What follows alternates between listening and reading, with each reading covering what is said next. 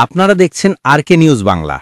জাতীয় নির্বাচনের আগে প্রতিদ্বন্দ্বী রাজনৈতিক দলগুলোর মধ্যে কাদা ছোড়াছুড়ি ও সংঘর্ষ নিয়ে উদ্বিগ্ন স্বরাষ্ট্র মন্ত্রণালয়। এইসব ঘটনা যেন বড় আকার ধারণ না করে, সেজন্য মন্ত্রণালয়ের কোর কমিটির বৈঠকে আইনশৃঙ্খলা বাহিনীকে নির্দেশ দেওয়া হয়েছে। স্বরাষ্ট্র উপদেষ্টা জানিয়েছেন, আইনশৃঙ্খলা বাহিনী প্রস্তুত, তাই নির্বাচন পরিচালনা কঠিন হবে না। তিনি আরও বলেছেন, সুষ্ঠু ও নিরপেক্ষ নির্বাচনের জন্য ভোটকেন্দ্রে বডি ক্যামেরা কেনার প্রক্রিয়া চলছে।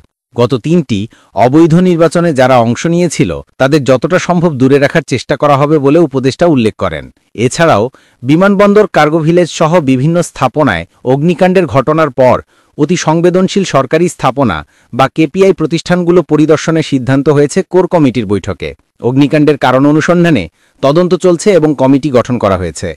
প্রবাসী শ্রমিকদের পাসপোর্টের ফি কমানোর সিদ্ধান্ত হয়েছে এবং বিমানবন্দরের ই-গেট চলতি সপ্তাহের মধ্যেই খুলে দেওয়া হবে। রেমিটেন্স যোদ্ধাদের, প্রবাসী শ্রমিকদের কাছ থেকে বেশি টাকা নেওয়া হবে না এবং এই টাকা মোটামুটি সাধারণ ফির সমান করে দেওয়া হবে।